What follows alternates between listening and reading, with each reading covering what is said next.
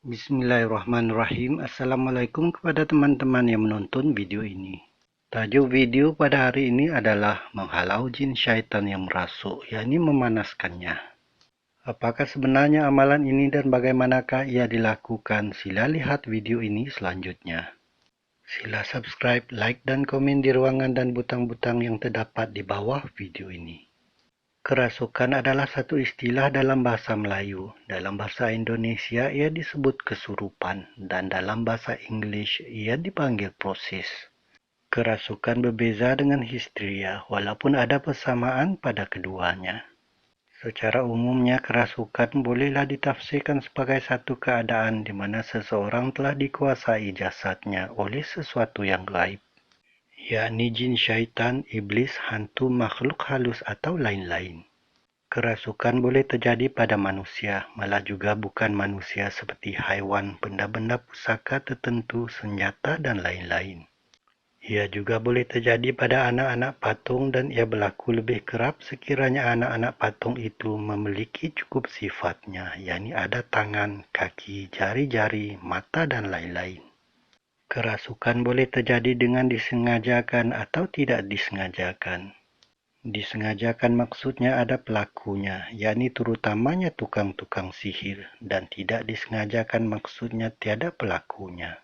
Contohnya mangsa dirasuk kerana memasuki kawasan mereka seperti rumah-rumah kosong, kubur lama, gua, dan lain-lain. Terdapat 4 jenis kerasukan yang utama ya teman-teman, iaitu: pertama, secara keseluruhan, yakni total. Kedua, secara sebahagian. Ketiga, secara berterusan. Keempat, secara sekejap-sekejap. Pertama, kerasukan secara keseluruhan, yakni total. Maksudnya seseorang mangsa, yakni manusia itu telah dikuasai jasadnya oleh sesuatu yang gaib, yakni jin, syaitan, iblis, hantu, makhluk halus, dan lain-lain. Secara kesemuanya, si mangsa hilang kawalan sepenuhnya terhadap perbuatan, perkataan, atau tindakannya. Semuanya dilakukan oleh makhluk yang merasuk tadi. Roh si mangsa masih di dalam jasadnya, namun mengalami keadaan seakan mimpi. Dan apabila sedar, dia akan lupa apa yang dialaminya. Biasanya begitu. Kerasukan jenis ini jarang berlaku kepada orang-orang yang kuat semangatnya. Jika terjadi pada mereka, mereka akan menyadarinya sebelum atau semasa ia berlaku. Mereka ini tidak mudah mengalah pada gangguan atau ancaman-ancaman luar yang boleh memudaratkan diri mereka, apalagi jika ingin mengambil alih kawalan jasad begitu. Mereka selalu tenang dalam pelbagai situasi dan boleh mengambil langkah atau tindakan yang perlu untuk menanganinya sebelum keadaan bertambah parah. Kedua, kerasukan secara sebahagian. Maksudnya seseorang mangsa, yakni manusia itu telah dikuasai jasadnya oleh sesuatu yang gaib, yakni jin, syaitan, iblis, hantu, makhluk halus, dan lain-lain pada sebahagian tubuhnya sahaja. Contohnya pada tangannya sahaja, kakinya, mulutnya, perutnya, atau lain-lain. Tidak berlaku pada keseluruhan jasad atau tubuh badannya. Si mangsa tiada kawalan terhadap bahagian-bahagian tertentu pada tubuhnya itu. Ada sejenis sihir menggunakan potongan kaki ayam, yakni atau haiwan lain sebagai alat sihirnya. Ia dibacakan dan dituliskan sesuatu padanya dan disertakan bersama nama atau gambar orang yang ditujukan dan beserta dengan benda-benda lain sebagai pelengkapnya. Sihir ini bertujuan melumpuhkan kaki mangsa, yakni pada paras lutut hingga ke bawah. Sebagaimana potongan kaki ayam, yakni atau haiwan lain tadi. Si mangsa akan merasa kebas, panas atau sejuk dan sakit pada sebelah kakinya itu tadi. Hilang kawalan padanya. Kakinya itu boleh berkelakuan pelik seperti meronta-ronta, menendang-nendang, bergerak sendiri, tidak dapat digerakkan, malah boleh membusuk hari demi hari seakan mati. Itu contoh kerasukan jenis ini ya teman-teman. Ketiga, kerasukan secara berterusan. Maksudnya seseorang mangsa, yakni manusia itu telah dikuasai jasadnya, yakni sama ada keseluruhan atau sebahagiannya oleh sesuatu yang gaib, yakni jin, syaitan, iblis, hantu, makhluk halus, dan lain-lain secara berterusan dalam tempoh masa yang lama. siang atau malam, setiap hari, berbulan, malah bertahun-tahun lamanya selagi ia tidak diobati atau dirawat oleh seseorang perawat yang mustajab. Seseorang mangsa bukanlah dirinya sendiri sekiranya perkara ini terjadi pada kerasukan total. Ada satu kisah di mana mangsa sihir atau kerasukan ini adalah seorang tua berumur 60-an yang bergelar haji. Dikisahkan oleh anak-anaknya bahwa beliau telah pergi haji sebanyak 5 kali sebelum kejadian itu. Anak-anaknya berjumlah 7 orang, semuanya berpangkat besar. 3 orang anak lelakinya selalu bergili-gili menjaganya di hospital. Tuan Haji ini mempunyai 3 orang istri. Menurut anak sulungnya, bapaknya itu seorang yang berilmu tinggi dan tidak mudah untuk dikenakan oleh orang-orang yang dengki terhadapnya. Menurutnya, bapaknya itu pernah terkena penyakit yang sama sebanyak 2 kali sebelum ini. Kali pertama terkena penyakit tersebut, yakni disihir, beliau dapat merawat dirinya sendiri. Itu berlaku belasan tahun yang lalu. Kali kedua, penyakit yang sama berulang lagi. Atas usaha anak-anaknya memanggil berbagai perawat, yakni sama ada di hospital atau secara spiritual, akhirnya dapat disembuhkan jua. Itu berlaku kira-kira 4 tahun sebelum ini. Namun serangan kali ketiga ini lebih teruk dan parah daripada 2 kali sebelumnya. Tuan Haji itu meracau-racau setiap kali matanya terbuka, yakni sedar atau bangun. Menyumpah-nyumpah, memarahi, mengamuk dan lain-lain. Pekerja-pekerja di ward itu akan dibaling dengan air kencingnya atau najisnya atau apa jua yang ada di sekitarnya sekiranya mendekati atau lalu ke katilnya. Dari itu dia telah diikat, yakni restrain di atas katilnya. Tangan dan kakinya diikat atas arahan doktor, namun ia tidak menghentikan makian, sumpahan dan kata-kata kesat dari mulutnya. Dia tidak mengenali anak-anaknya dan istri yang melawat. Hanya apabila dia tertidur kerana keletihan barulah keadaannya reda seketika. Namun akan bersambung dan berterusan lagi setelah dia sedar nanti. 7 hari beliau berada di ward itu dan setiap hari ada saja perawat-perawat dari luar hospital. Yakni sama ada ustaz, padri, sami atau lain-lain merawatnya atas kebenaran doktor terhadap anaknya yang menjaga. Diagnosis tidak dapat ditentukan oleh pihak doktor, yakni pakar psikiatri, kerana itu kebenaran diberikan. Di malam hari yang ketujuh admission, dia pun meninggal dunia di ward tersebut. Menurut kisah yang pernah disampaikan oleh salah seorang anaknya, bapaknya itu mempunyai 12 orang adik-beradik. Beliau seorang yang kaya raya, namun tidak mempunyai hubungan baik dengan adik-beradiknya yang lain. Beliau merupakan anak sulung dalam keluarga dan apabila si Datuk, yakni bapa kepada Tuan Haji tadi meninggal dunia belasan tahun yang lalu, si Datuk meninggalkan tanah yang banyak. Namun si Tuan Haji ini bertindak tidak adil terhadap adik-beradiknya yang lain dan cuba memonopoli. Tentunya menjadi mudah memandangkan beliau adalah anak lelaki yang sulung. Setiap kali masalah berkaitan tanah timbul, si Tuan Haji ini akan membawanya ke mahkamah. Dan si Tuan Haji ini tidak pernah kalah dalam perbicaraan mahkamah merebut tanah tersebut. Dari situlah berpuncanya masalah tadi dari awalnya, berlaku sebanyak 3 kali dan pada kali ketiga ini akhirnya beliau meninggal dunia. Itulah contohnya kerasukan secara berterusan begini ya teman-teman, hanya ketika tidur kerana keletihan barulah ia terhenti seketika. Namun akan bersambung lagi selepas bangun nanti. Semoga kisah benar ini dapat menjadi pengajaran kepada semua. Keempat, kerasukan secara sekejap-sekejap. Maksudnya seseorang mangsa yakni manusia itu telah dikuasai jasadnya, yakni sama ada keseluruhan atau sebahagiannya, oleh sesuatu yang gaib, yakni jin, syaitan, iblis, hantu, makhluk halus dan lain-lain secara sekejap-sekejap dalam tempoh masa yang tertentu sahaja. Ada satu jenis sihir yang bertujuan untuk menghukum si suami yang suka berfoya-foya dengan perempuan lain dan suka berlaku curang di belakang istrinya. Tabiat buruk si suami ini menjadikan si istri hilang kesabaran. dan akhirnya membuat pilihan untuk menghukum sekiranya tabiat berfoya-foya atau curang itu masih berterusan. Si istri bertemu dengan seseorang tukang sihir, dituliskan sesuatu di atas kertas bersama nama suaminya itu. Disertakan gambar suami dan bahan-bahan lain di dalamnya seperti kuku suaminya, rambut, secepis pakaian suami, atau lain-lain. Lalu dibungkus atau diikat-ikat sambil dibacakan sesuatu. Akhirnya si tukang sihir mengarahkan agar si istri membawa buhul atau bungkusan kecil yang telah dibalut tadi dan menanamkannya ke mana-mana kubur terbiar. Kesannya si suami akan melihat setiap wajah wanita yang ingin disetubuhinya, yakni selain istrinya, menyerupai wajah dan rupa mayat yang busuk di hadapannya. Ia berlaku cuma pada wanita-wanita lain yang ingin disetubuhinya dan tidak pada istrinya. Setiap kali si suami cuba untuk mengulangi kecurangannya, setiap kali itulah wajah dan rupa wanita akan menyerupai mayat tersebut. Akhirnya si suami menjadi trauma dan tidak berani mencurangi istrinya lagi. Tahukah teman-teman bahwa ada sihir seperti itu?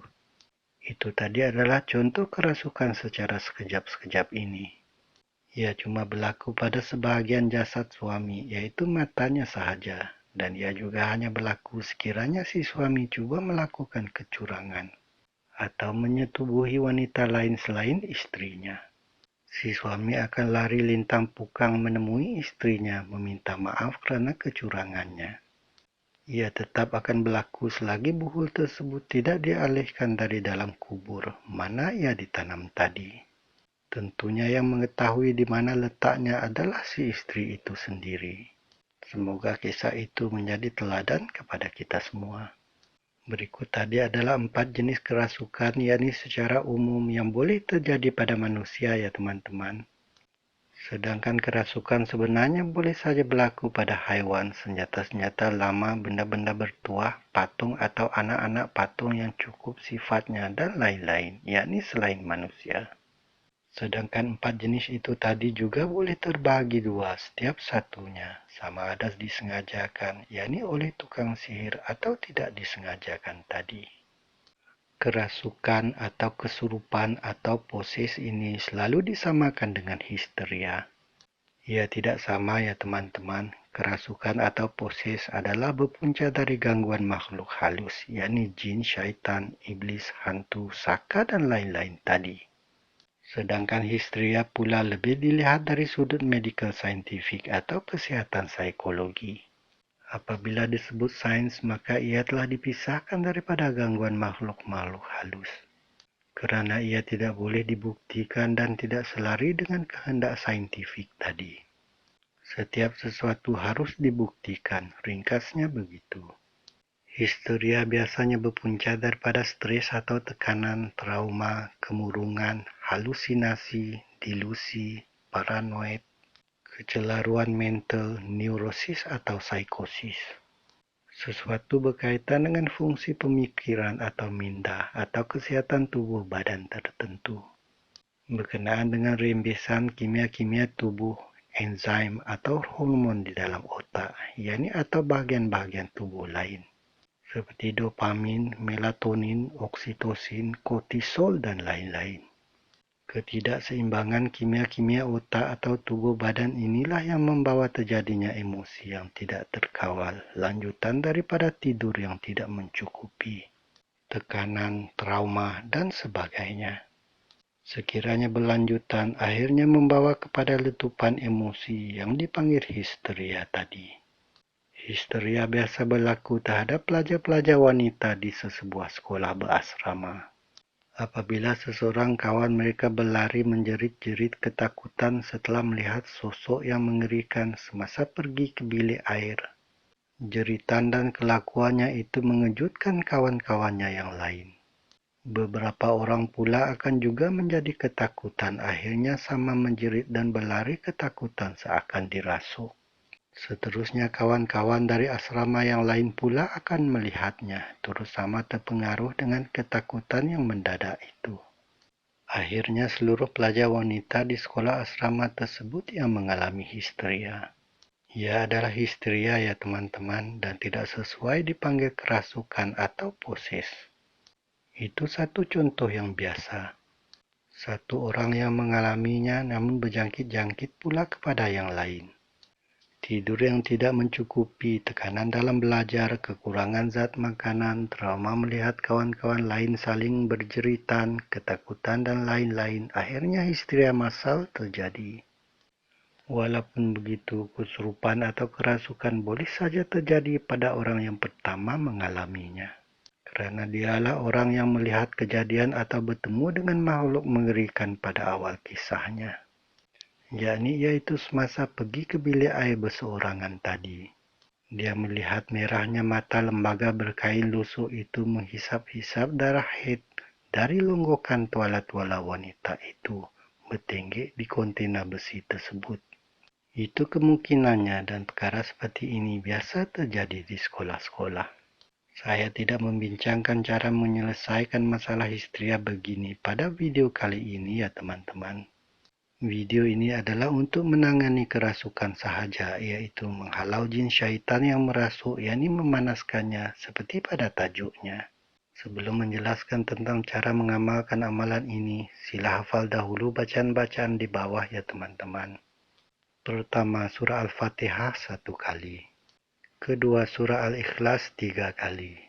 Ketiga, surah An-Nas 1 kali. Keempat, surah Al-Falaq 1 kali. Kelima, surah At-Taubah ayat 128 hingga 129, 3 kali.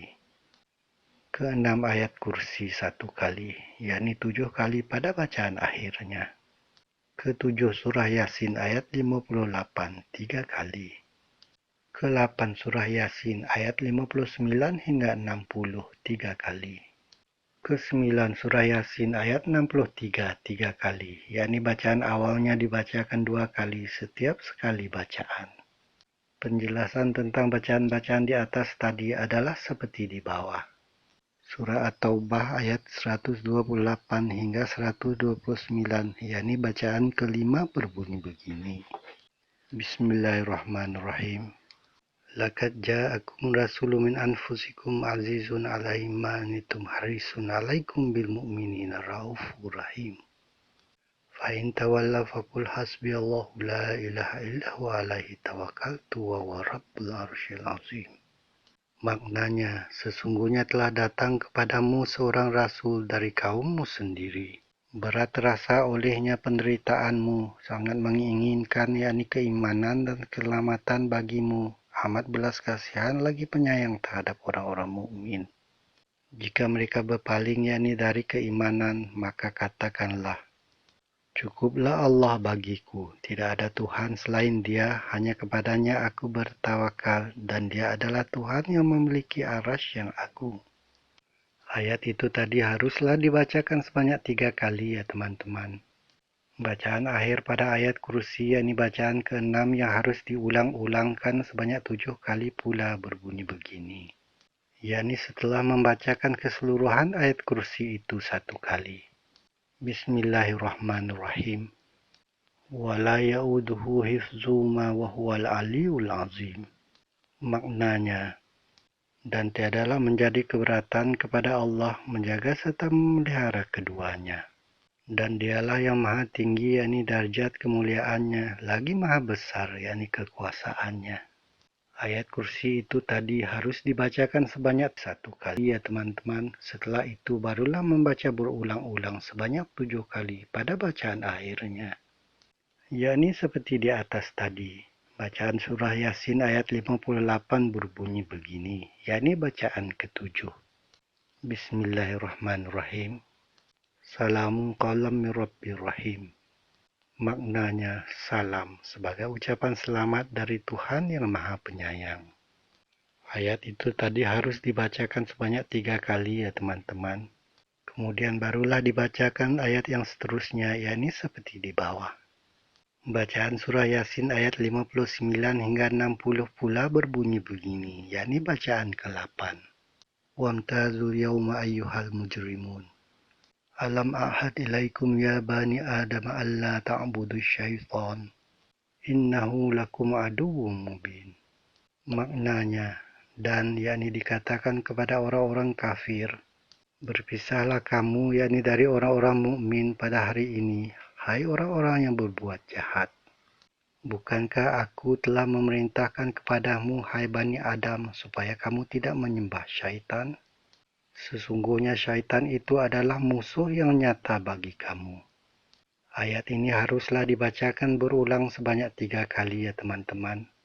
Kemudian barulah membacakan ayat yang seterusnya pula, yakni seperti di bawah. Bacaan surah Yasin ayat 63 berbunyi seperti di bawah, namun bacaan awalnya harus diucapkan 2 kali pada setiap sekali bacaannya, yaitu seperti berikut, yakni bacaan ke-9.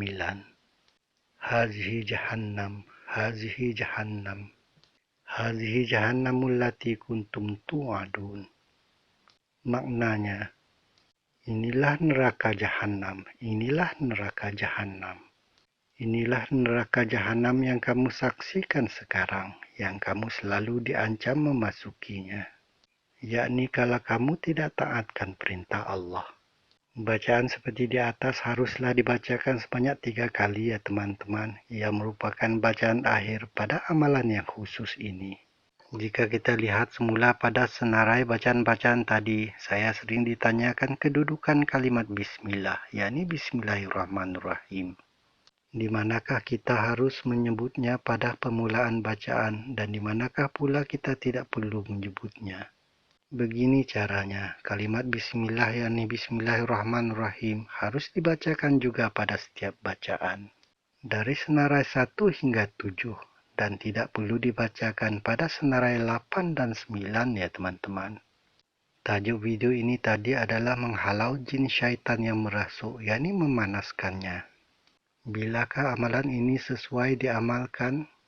Ia sesuai diamalkan sekiranya terdapat kerasukan berterusan yang berpunca daripada makhluk-makhluk halus yang berniat jahat seperti jin, syaitan, iblis, roh yang tidak tenteram, hantu, atau lain-lain ya teman-teman.